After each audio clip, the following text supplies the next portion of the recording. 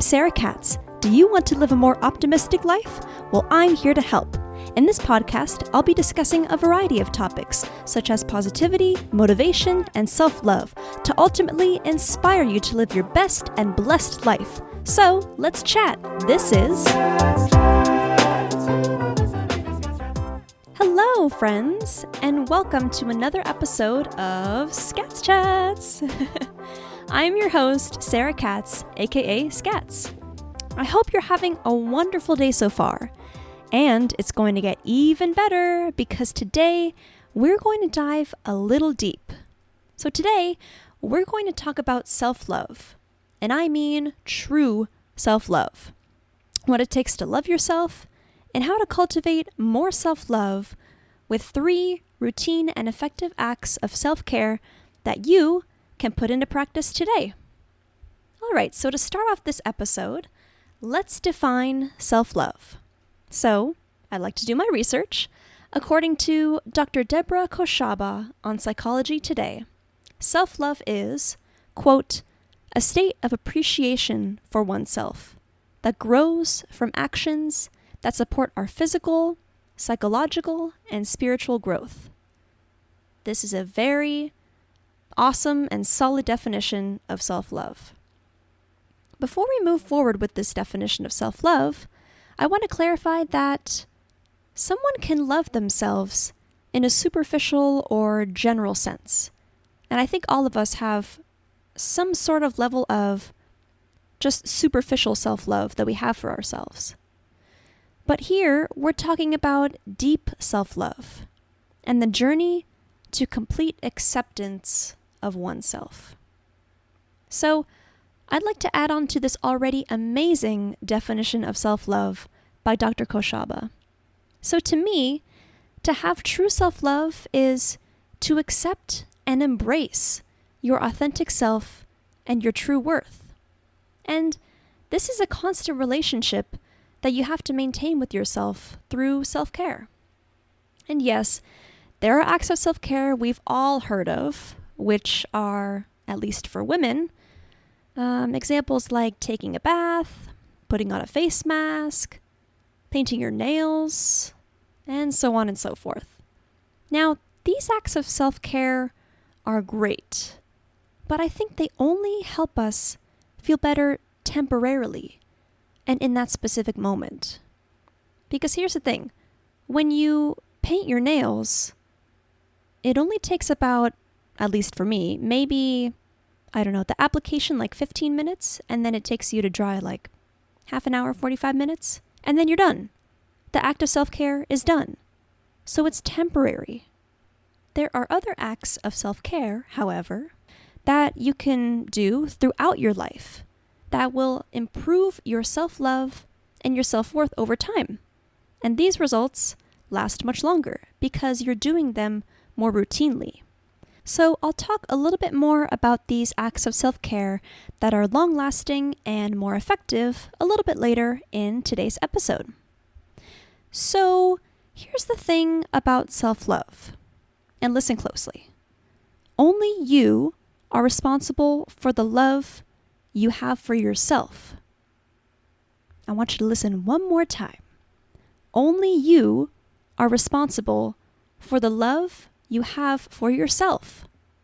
Now, this means that your family, your friends, your significant other, even your pet, your dog, for example, can't give or provide you with self-love. And because it's self-explanatory in the name, self-love, it's the love we have for ourselves. And, as mentioned before, it's a constant relationship that we have to maintain with ourselves. And this relationship can take several years and even decades to fully develop and perfect. However, please don't feel pressured if you don't have true, complete self-love just yet, because this special relationship with yourself is actually a wonderful journey. So please be patient with yourself, and you will make progress over time.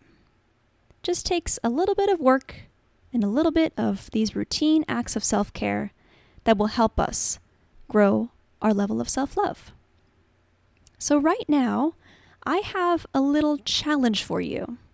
Now, you don't have to do it right now. You can do it later today or right after you finish this podcast episode. But right now, I'm going to take you through all the steps of this challenge right now. As a disclaimer, before I get started, if you're driving, cooking, or doing any other form of multitasking, for your safety and the safety of others, please complete this exercise when you're not distracted and when you can fully pay attention to this exercise, because I think, for me at least, it's very, very effective, and it will give you some insight into what's really going on inside. Okay, so first of all, I'd like you to go to a mirror, anyone that's around, and that you can clearly see your face in. So once you've found a mirror, I'd like you to stand in front of it and look at yourself straight in your eyes. Now, I know this may be a little bit weird or silly to do at first, but try to take this seriously and bear with me here. So I'd like you to maintain eye contact with yourself for about 10 to 15 seconds. Are you smiling? How's your posture? Are you able to maintain eye contact with yourself without looking away or looking down? If you're not naturally smiling in the mirror, or if you're breaking eye contact with yourself, it's okay. Don't worry. Let me just ask you a few questions for you to ponder right now as you're looking at yourself in the mirror. Are you being as true to yourself as you can be? Is there something that's holding you back from being your true, authentic self? You can pause this episode now if you'd like to think about these questions and maybe even jot down a few notes. And afterwards, you can resume this episode when you're ready to continue. So after you've thought about these questions for a little bit, I'd like you to go back to the mirror, go back to making eye contact with yourself, looking yourself in the eyes, and listen to the statements that I'm going to read to you, as if you're saying them to yourself.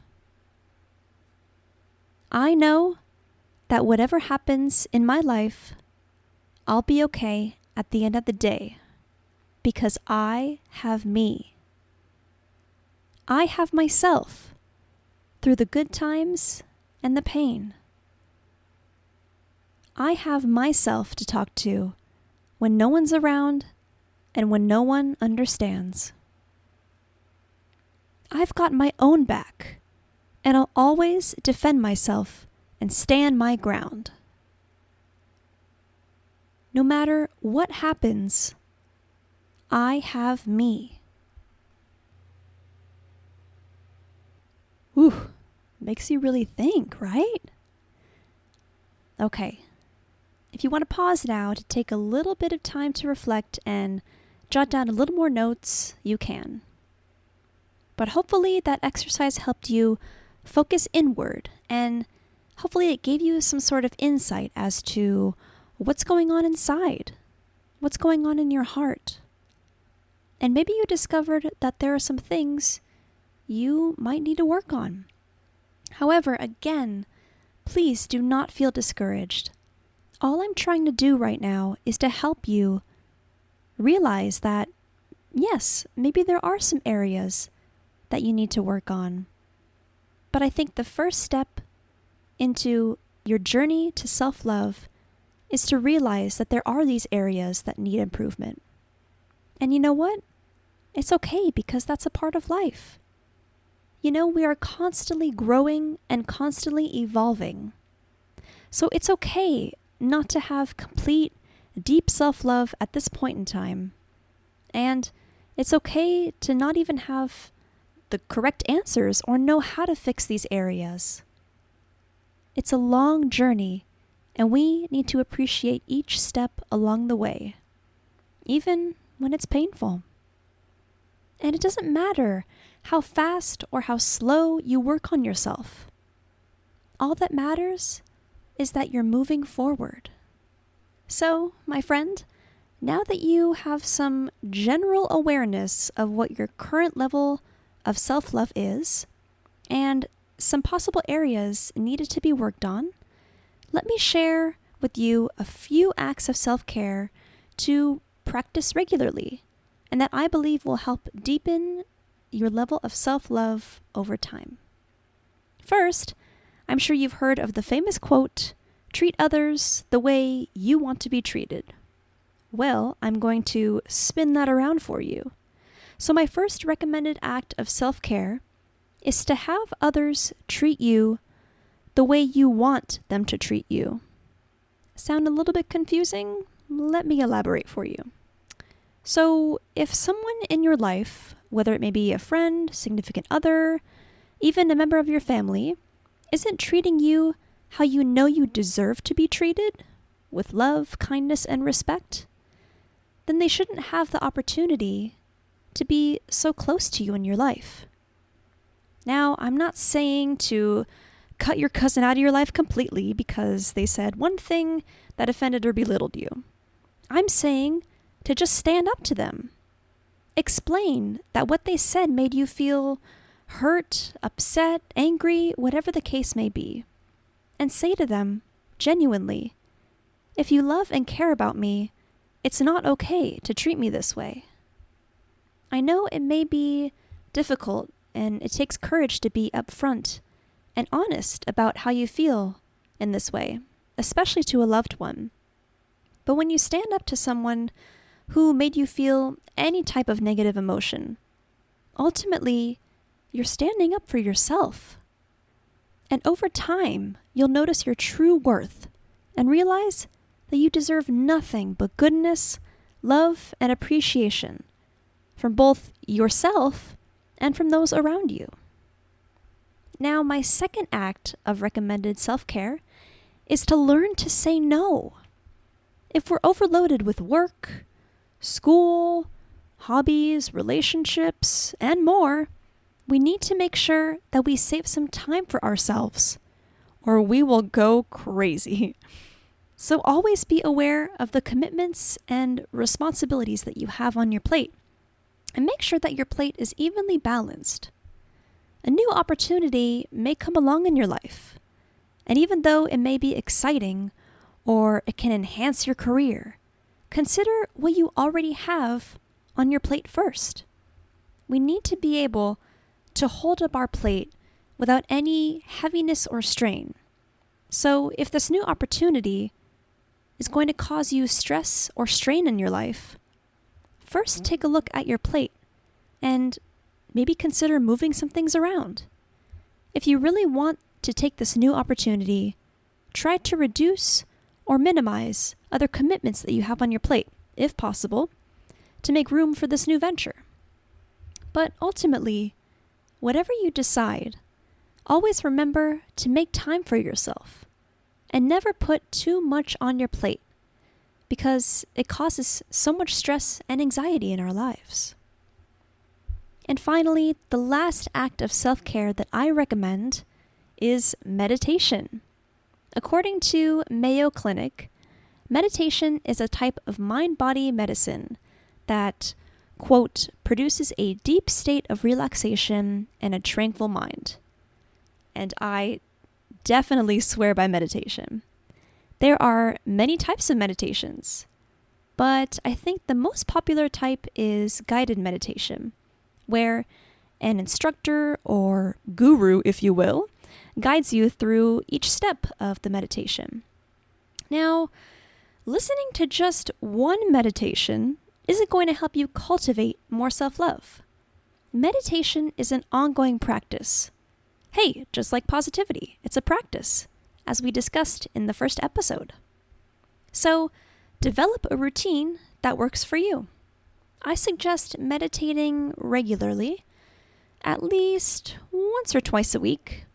And after a while, you'll really start to notice a change in your overall mood and outlook. maybe even more positive. Hint, hint. I personally like to meditate before I go to bed, probably about between 3 to 4 nights a week. And I notice I feel much happier and more motivated the next morning when I wake up. I've actually written a few original guided meditations, which are posted on my IGTV page on my personal Instagram. And the handle is at Skatz in the house, SKATZ in the house, if you'd like to check those out. And each one of my meditations is 15 minutes long. If you want to check those out too, and if you're new to meditation, it can kind of give you a sense of what meditation is all about and see if it is really something that you'd be interested in. My personal favorite meditation app is called Insight Timer, and that's where I listen to all my meditations before I go to bed. So those are my 3 recommended acts of self-care to practice routinely and over time. So just to recap for you, the first recommended act of self-care is to have others treat you the way you want them to treat you. The second one is learn to say no. And the third one is develop a meditation routine that works for you. So I hope you'll incorporate these 3 main acts of self-care into your daily lives. And please feel free to reach out to me at skatzchats@gmail.com if you'd like to share anything about your journey to self-love and if these tips worked for you. And if you have any other tips that you'd like me to share with the rest of the community about cultivating and strengthening more self-love. Well, my friend, I know we've talked about a lot today, but I hope this advice and insight was effective for you, and I wish you the best of luck on your journey to complete self-love. To wrap up today's episode, let's pull out another quote from our jar of positive thoughts. I have my jar right here. Let's see what we have today. Okay. Oh, this is so perfect. Okay, today's positive thought is, it doesn't happen overnight, so keep going. And again, this fits in perfectly with what we've talked about today. We aren't able to develop complete self-love overnight. As mentioned before, multiple times in this episode, it's a long process. And there will be a lot of ups and downs along the way. And you may even get really discouraged. But I want you to trust and believe in the process. If you are willing to work on this, things will get better. So always stay positive and know that things will work out in your favor and will work out how they're supposed to. And always remember too, if you're struggling and you're feeling discouraged about this whole journey of self-love, there are people out there, especially me, who are supporting you and cheering you along the way. And I promise you will get there. It's a long journey, but that's what life's all about. Enjoying the journey and trusting the process. All right, that's all the time we have for today. Thank you so much again for making it all the way to the end of this episode. I hope you have a great day today. Stay positive, and I'll see you next time.